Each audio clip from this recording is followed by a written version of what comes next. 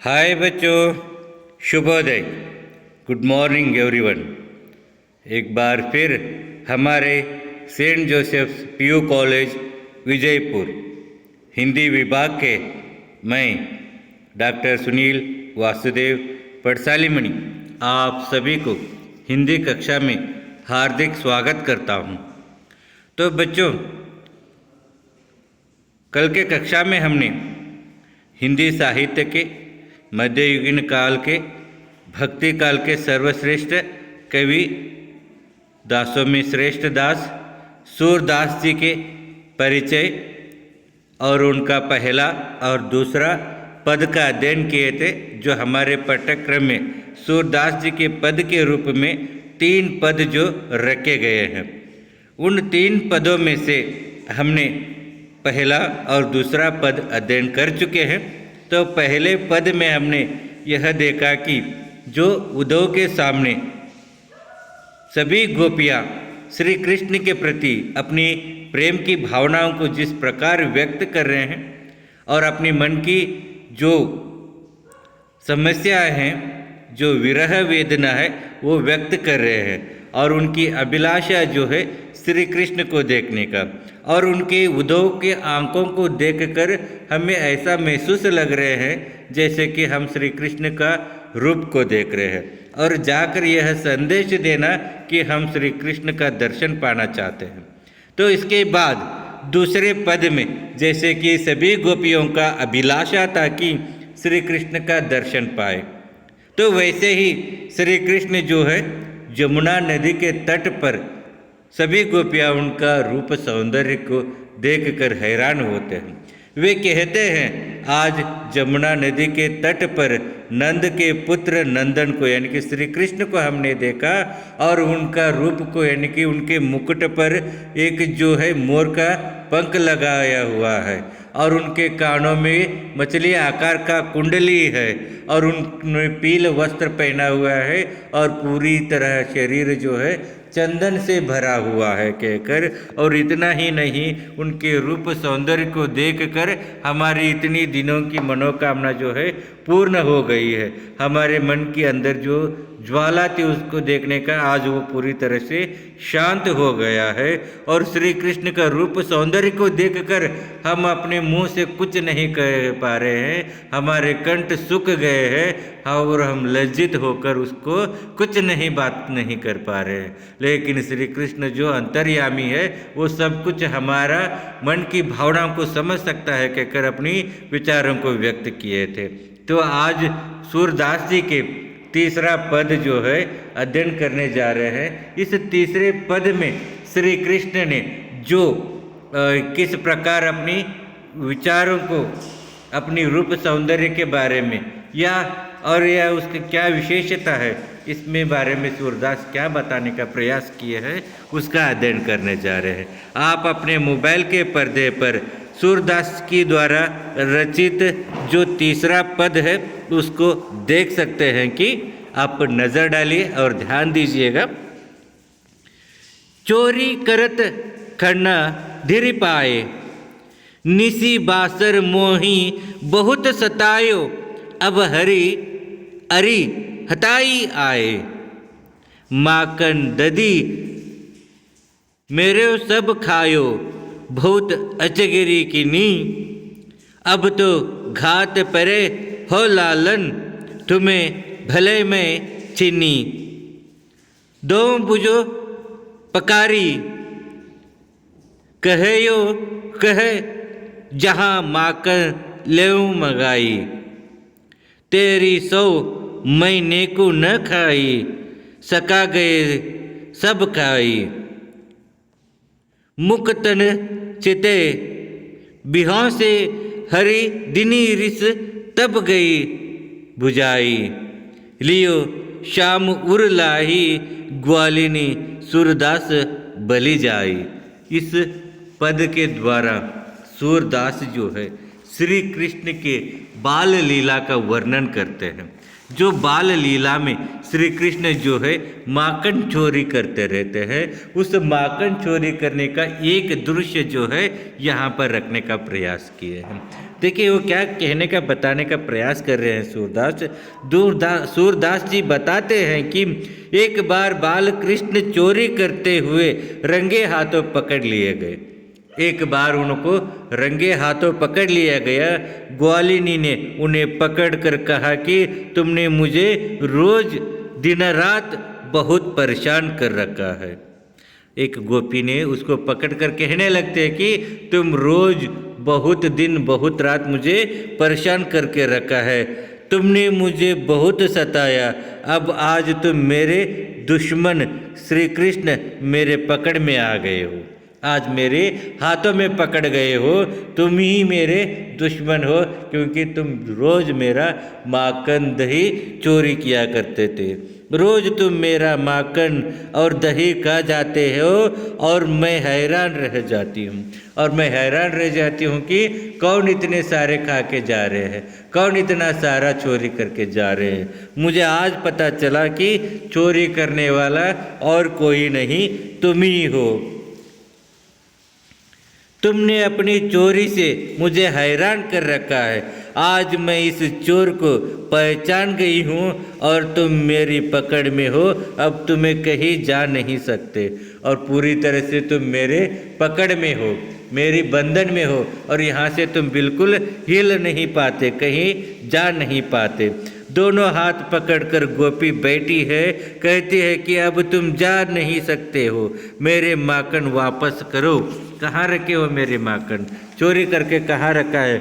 वापस करो। कृष्णा बड़े भोलेपन से कहते हैं। उसकी बात को सुनकर श्री कृष्ण बड़े भोलेपन के साथ कहते हैं कि तुम्हारी सौगंध खाकर कहता हूँ कि मैंने माखन नहीं खाया, सारा माखन मेरे मित्र लोग खाकर चले गए हैं। कहकर वो कहते हैं कि मैंने बिल्कुल तुम्हारा माखन नहीं खाया है, मेरे सखा लोग, मेरे दोस्त लोग जो है माखन खा के सब कुछ चले गए हैं। कृष्ण ने इतने भोलेपन से गोपी के मुख की ओर देखकर धीरे से हंस दिया। इसको कहते कहते उन्होंने क्या किया, थोड़ा मुस्कुराहट निकाल दिया। उसकी मुस्कुराहट देखकर गोपी को हैरान हो गई। गोपियाँ कहती है गोपी का सारा गुस्सा उस मुस्कुराहट को देखते ही समाप्त हो गया। सारा मुस्कुराहट को देखकर उसका पूरा गुस्सा जो है समाप्त हो गया। वो किसी तरह का गुस्सा में काबूल करने के लिए, गुस्से में ही रहने के लिए उसको नहीं हुआ, वो पूरी तरह से शांत हो गई। उसने श्री कृष्ण को अपने गले से लगा लिया। सूरदास जी कहते हैं कि इस दृश्य को देखकर कोई भी कृष्ण पर बलिहारी हो सकता है। श्री कृष्ण की इस दृश्य को देखकर हर कोई क्या कर सकता है, श्री कृष्ण के प्रति अपना विचार, श्री कृष्ण के प्रति अपनी भक्ति भावना अर्पण कर सकते हैं, कहकर बताने का प्रयास करते हैं। इस प्रकार यहाँ पर भक्ति काल के श्रेष्ठ कवि सूरदास जी बताते हैं कि जो सर्वश्रेष्ठ श्री कृष्ण के भक्त होने के कारण से श्री कृष्ण की बाल लीलाओं की एक लीला जो है माखन चोरी का दृश्य बताते हुए कहते हैं कि श्री कृष्ण एक बार जो है माखन चोरी करते समय पर पकड़े गए थे। उस समय पर क्या दृश्य हुआ, उस समय पर क्या वार्तालाप हुआ, जो माखन चोरी करते वक्त गोपी के हाथ में पकड़े गए, रंगे हाथों से पकड़े जाने के बाद उस गोपी की हाथ से किस प्रकार वो बचकर बाहर आ पाए, इसके बारे में देखेंगे कि चोरी करत कना धीरी पाए। चोरी करते वक्त श्री कृष्ण जो है रंगे हाथों पकड़ गए। निस बासर मोही बहुत सतायो, अब हरी हरी कराए जाए। जिस रात सुबह तूने मुझे इतना सताया है, आज तुम्हें यहाँ से बिल्कुल जाने नहीं दूंगी, क्योंकि तुम मेरे हाथ में लग गए हो। माखन दही मेरे सब खायो, बहुत अचरगी किनी। मेरे दूध माखन सब क्या किया तुमने, चोरी किया है और चोरी करके मुझे बहुत सताया है, मुझे बहुत तंग करके रख दिया है और तुम्हारी इस चोरी के कारण से मैं बहुत हैरान रह गई हूँ। कौन मेरे माखन चोरी करते थे, ये सोच सोच कर मैं हैरान रह गई थी, जो आज तुम मेरे रंगे हाथों पकड़ गए हो और मेरे इन हाथों से बिल्कुल तुम बचकर नहीं जा सकते। ये बताते हुए कहती है अब तू घात परे है लालन, तुम्हें भले मैं चीनी।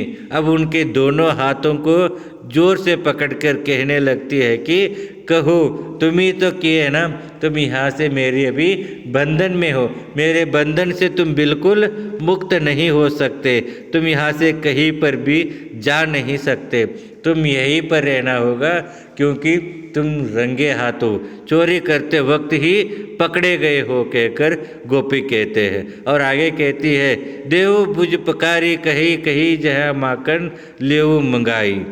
अभी देखो कहाँ कहाँ पर तुमने जो मेरे चोरी किए गए दूध माखन कहाँ रखा है, बताओ बताओ कहकर उसके दोनों हाथों को जोर से पकड़कर गोपी जो है बताने का, पूछने का प्रयास कर रही है। श्री कृष्ण उसके इस विचार से, उसके इस प्रश्न से हैरान होकर कहती है, तेरी सौ मैंने को न खायो, सका गए सब खाए। तेरी सौगंध खा के कहता हूँ, तेरे ऊपर मैं कसम खा के कहता हूँ, तुम्हारे माखन दूध मैंने चोरी नहीं किया है।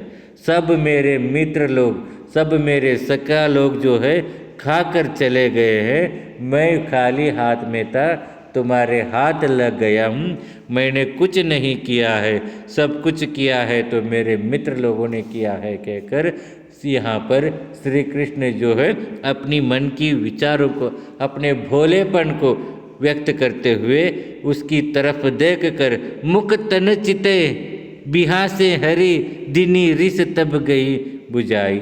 ये कहते कहते उस गोपी की तरफ देख कर श्री कृष्ण जो एक मुस्कुराहट लेते हैं, एक छोटी सी हंसी वहाँ पर व्यक्त करते हैं, मैंने चोरी नहीं किया है, मेरे सब मित्र लोग खाकर चले गए, कहकर मुस्कुराता है।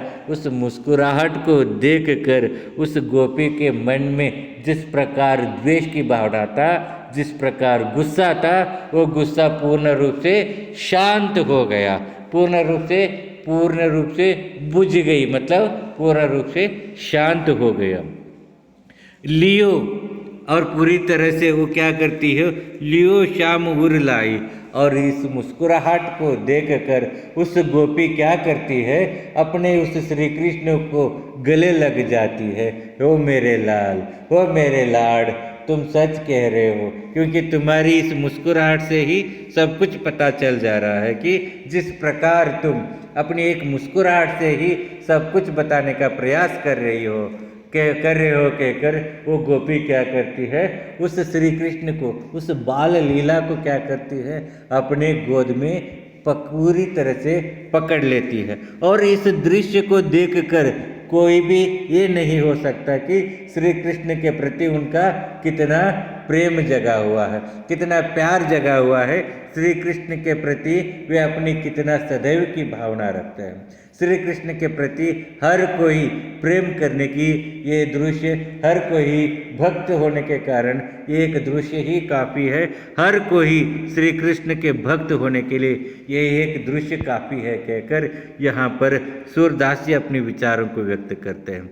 आप देख सकते हैं कि अपने मोबाइल के पर्दे पर जिस प्रकार श्री कृष्ण चोरी करते समय पर पकड़े जाने के बाद गोपी उसकी किस प्रकार उसको प्रश्न करती है, उस प्रश्न को करते करते उसको कहीं पर न जाने की बात करती है। उस प्रश्न में भी कहती है कि तुम्हारी वजह से, तुम्हारी से चोर की वजह से मैं बहुत हैरान रह गई थी, आज तुमने मेरे रंगे हाथों पकड़ गए, तुम यहाँ से कहीं नहीं जा सकते, और मुझे बताओ कि तुमने मेरे माखन दही कहाँ रखे हो, कहाँ बचा कर रखे हो चोरी करके।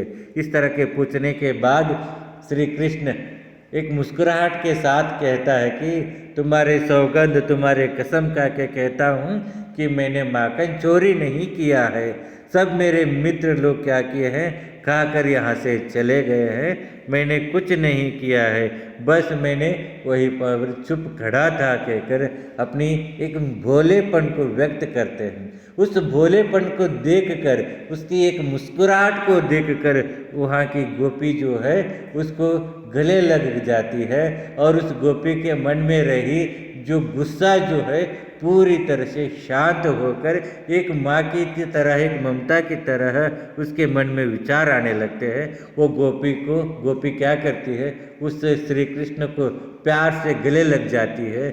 नहीं लाड, मैंने ऐसे ही तुझे पूछा, तुम पूरी तरह से कुछ मत समझो, कुछ नहीं हुआ है कहकर उसे शांत करने का प्रयास करती है, उसे समझाने का प्रयास करती है, उसे लाड़ करने का प्रयास करती है, उसे प्यार करने का प्रयास करती है। इस दृश्य को एक गोपी जो है माखन चोरी करते वक्त पकड़े गए श्री कृष्ण को किस प्रकार उसको प्यार कर रही है, उसको किस प्रकार समझाने का प्रयास कर रही है, इस दृश्य को देखने के बाद हर कोई श्री कृष्ण के भक्त, श्री कृष्ण के प्रति प्रेम की भावना जगाए बिना नहीं रह सकता कहकर सूरदास जी जो है अपनी तीसरे और अंतिम पद के जरिए श्री कृष्ण की बाल लीला का वर्णन करने का प्रयास किया है। तो हमने आज इस कक्षा में सूरदास के द्वारा रचित सूरदास पद में पहला, दूसरा और तीसरा पद का अध्ययन हमने किया है और यहाँ सूरदास जी के द्वारा रचित सूरदास पद समाप्त होता है। कल के कक्षा में आपके सामने और एक कोई विषय के साथ प्रस्तुत होता हूँ। तो यहाँ पर पहले पद में खास करके गोपियों की जो मन की भावना है उसके बारे में हमने देखा, जिस प्रकार श्री कृष्ण के प्रति उनकी प्रेम की भावना है उसको देखा। दूसरे पद में गोपियाँ जो है श्री कृष्ण के रूप सौंदर्य के बारे में जिस प्रकार वर्णन किए हैं उसको हमने देखा। और तीसरी पद में श्री कृष्ण की बाल लीलाओं में एक लीला जो है माखन चोरी के दृश्य के बारे में, उस समय पर रंगे हाथों पकड़े जाने के बाद उसने कैसे वहाँ से बचकर निकल कर आया, इसके बारे में हमने अध्ययन किया। तो कल के कक्षा में और कोई एक विषय के साथ आपके सामने प्रस्तुत होता हूँ। इस कक्षा में जुड़े रहने के लिए बहुत बहुत धन्यवाद। कल के कक्षा में फिर मिलेंगे, तब तक के लिए बहुत बहुत धन्यवाद।